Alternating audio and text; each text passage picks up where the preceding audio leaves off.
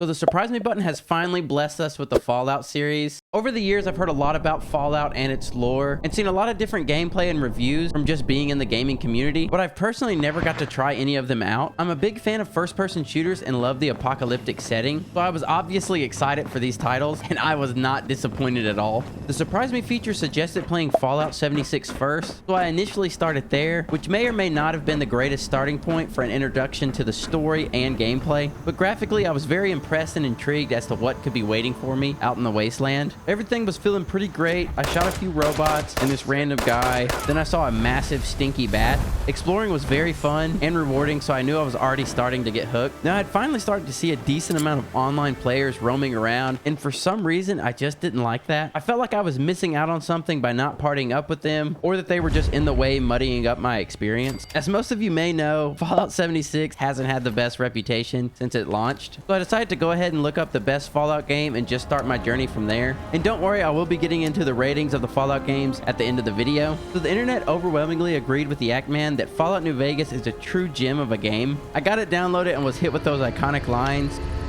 Truth is, the game was rigged from the start.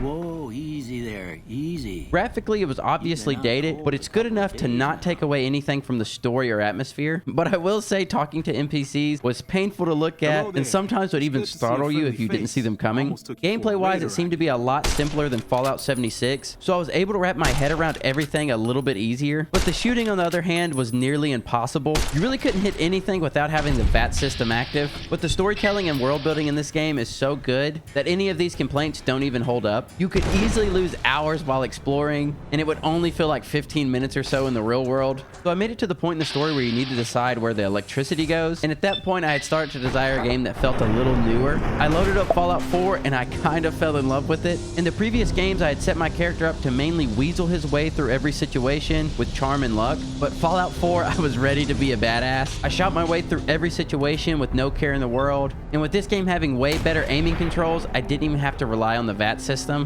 I found myself in an infested supermarket that made it feel like I was in the Walking Dead show, which added a little bit of horror feel to the game. I also accidentally walked right into a raider base and spent probably an hour or two taking out what felt like 1,000,000 raiders. This game really fit what I find fun in an adventure shooter, but I will have to say that the story wasn't nearly as intriguing as New Vegas, but it's still plenty good and enjoyable. The graphics hold up extremely well today, and that's even with playing on an Xbox One on an older HD TV. So all in all, I really loved Fallout 4. So let's go ahead and get into the ratings. Fallout 76 is getting a tentative 7 out of 10, mainly due to not diving enough into the game to truly understand it. Fallout New Vegas is going to get an 8 out of 10. Only thing that was holding me back on it was its noticeable age. And I know a lot of the OG Fallout fans will hate that New Vegas isn't on top, but having no attachment to the franchise, I have to give Fallout 4 the highest score of 9.2 out of 10. Each game has an expansive, beautiful world, and they're all games you could probably spend years playing and still discover new things. I'd highly suggest Fallout to anybody. Thank y'all for watching, and I'll see you in the next one.